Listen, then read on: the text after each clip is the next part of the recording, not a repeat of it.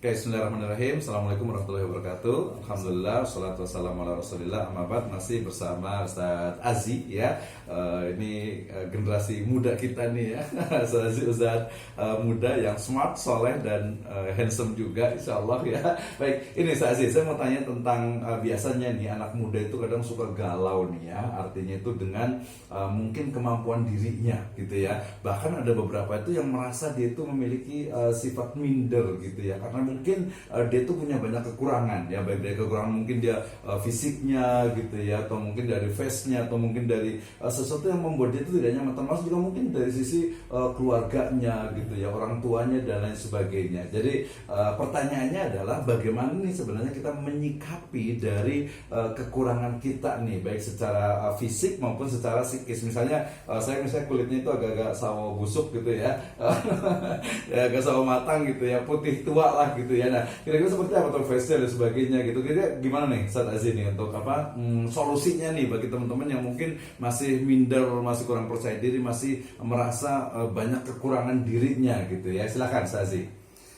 Baik, untuk para anak-anak muda yang sedang mencari jati diri, bahwasanya yang harus kita lakukan adalah berdamai dengan takdir kita sendiri gitu. Yang seringnya takdir itu seringkali terjadi tidak sesuai dengan apa yang kita inginkan. Betul, iya memang seperti itu ya. Kita tidak menerima diri kita sendiri, maka disitulah sebenarnya perang terjadi.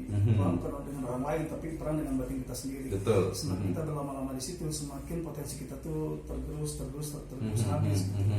Oleh karena itu, yang harus kita lakukan pertama kali adalah menerima dulu takdir kita yang sudah Tuhan berikan, dari mulai keluarga, fisik gitu ya, talent kita, bakat kita, kemampuan kita, diterima, berdamai dengan diri, sehingga ketika berdamai dengan diri, di situ kita bisa mulai pelan untuk mengoptimalkan potensi yang Tuhan berikan kepada kita.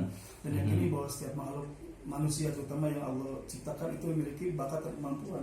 Pasti ya, punya kelebihan, tapi di sisi lain juga punya kekurangan juga tadi ya. Betul. Oleh karena itu, hal yang harus pertama adalah berdamai dengan diri sendiri, tidak konflik batin dengan diri sendiri, dan juga tidak mencerca takdir, dan juga tidak membandingkan takdir kita dengan takdir orang lain, karena takdir kita didesain khusus untuk kita sendiri.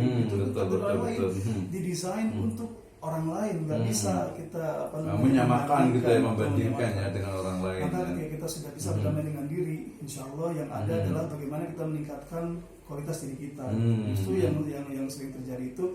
Kenapa sebagian besar dari kita, kenapa sebagian kita misalkan bisa untuk mengembangkan diri, karena mungkin masih terjebak dengan konflik batin, bukan dengan orang lain, bisa jadi dengan dirinya sendiri yang belum damai dengan dirinya, karena terlalu banyak membandingkan.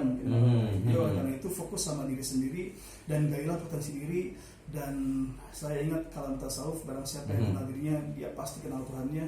Oleh karena itu, dalam diri ini ada raksasa yang harus dibangunkan. Betul. Ketika raksasa itu dibangunkan, kita akan takjub betapa manusia itu luar biasa. Karena sejatinya manusia adalah karya Tuhan yang paling indah, yang paling luar biasa, yang paling benar-benar sempurna secara ciptaan. Oleh karena itu, layak kita sebagai manusia untuk bersyukur dengan cara mengembangkan dan mencari potensi diri kita. Betul sih. Jadi kalau itu kan mungkin kalau di teori Plato namanya the great proportion ya. Jadi manusia itu fi ahsani taqwim gitu. Cuman tadi justru ke sana sini kadang kalau anak muda itu merasa saya itu paling jelek lah, saya itu paling miskin, saya itu paling buruk rupa, saya itu pokoknya paling enggak deh. Nah gitu. Pokoknya pokoknya negatif semuanya tuh. Gimana nih sebenarnya nih kalau menyikapi kadang muncul perasaan seperti itu? Iya, karena itu self-talk-nya bicara kepada diri sendirinya bermuatan negatif. Berawal dari terlalu fokus dengan komentar orang lain, sehingga bisa jadi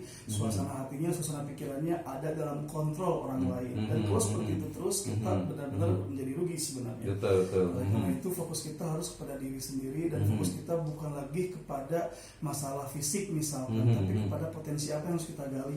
Karena ketika seseorang sudah bersinar dengan potensinya, maka fisik itu tidak lagi menjadi patokan ya. Tapi kalau mamanya nih, bentar saya potong nih. Jadi misalnya nih, memang seseorang itu dia punya kekurangan fisik nih misalnya gitu ya. Ya mungkin ada yang macam-macam lah ya gitu ya. Ada mungkin memang fisiknya itu secara general itu memang tidak cantik, tidak cakep, tidak ganteng gitu ya. Mungkin pas-pasan lah gitu ya. Terus kemudian ada juga mungkin dari sisi mungkin memang Allah takdirkan misalnya dia ada mungkin tunanetra, tunarungu, macam-macam lah gitu, ada banyak kekurangan. Nah, kira-kira apa yang kita bisa lakukan nih kalau kita memiliki kekurangan baik itu psikis ataupun juga fisikalnya. Secara esensi bahwa manusia yang kita nilai dan kita rasa adalah karakternya, yang artinya akhlaknya. Betul, oke. Dan akhlak budi pekerti itu sebenarnya tidak terbatas dengan potensi fisik. Tidak kaitan dengan fisik sebenarnya ya. Betul. Oleh karena itu ketika kita bisa memanusiakan diri kita sendiri dengan akhlak yang baik, dengan karakter yang baik, maka itu bisa dirasakan oleh semua orang. Sehingga diri kita selaku seorang manusia benar-benar terlihat kemanusiaannya. Dari akhlaknya gitu ya. Oke, berarti di Indonesia. Tapi ada satu lagi juga terakhir ya mungkin ya. Jadi kira-kira untuk istilahnya itu apa ya? Untuk bisa meraih masa depan ini gitu ya. Jadi untuk menyongsong masa depan, untuk kita bisa meng-create masa depan kita, itu seperti apa sebenarnya biar kita tuh pede, biar kita percaya diri bahwa kita bisa loh sampai ke sana gitu. Kita itu bisa meraih apa yang kita harapkan. Terakhir gitu. Kira-kira gimana nih? Masa depan diciptakan hari ini sebenarnya. Betul. Ketika hari ini kita melaksanakan hal yang terbaik, maka insya Allah masa depan kita juga insya Allah terbaik. Betul. Karena apa yang terjadi di masa depan sebenarnya diciptakan dari masa sekarang. Oleh karena itu ketika kita di masa sekarang dipenuhi dengan gagasan-gagasan negatif, penuh ketakutan, maka dipastikan masa depan pun sebenarnya terlihat suram. Betul. Tetapi ketika di saat ini kita merubah pola pikir kita, mindset kita bahwa masa depan diciptakan hari ini, maka fokus kita adalah bagaimana melaksanakan yang terbaik untuk hari ini dengan potensi kita masing-masing. Oke, luar biasa sekali ya. Itu mirip seperti ini tuh, ada pepatah dalam bahasa Sunda itu, namanya itu Hananguni Hana Mangke, Tan Hananguni Tan Hana Mangke. Jadi artinya adanya hari ini itu adalah karena adanya masa lalu, dan adanya masa depan itu adalah karena adanya hari ini.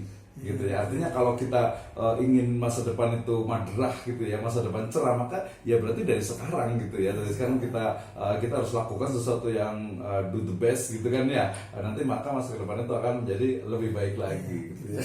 Oke, terus sih luar biasa sekali, mudah-mudahan kita bisa berjumpa di video-video yang lainnya untuk memotivasi dan memberikan ya inspirasi kepada umat manusia ke semesta ini, dan juga menjadikan mudah-mudahan kehidupan kita akan lebih baik lagi. Demikian, assalamualaikum warahmatullahi wabarakatuh.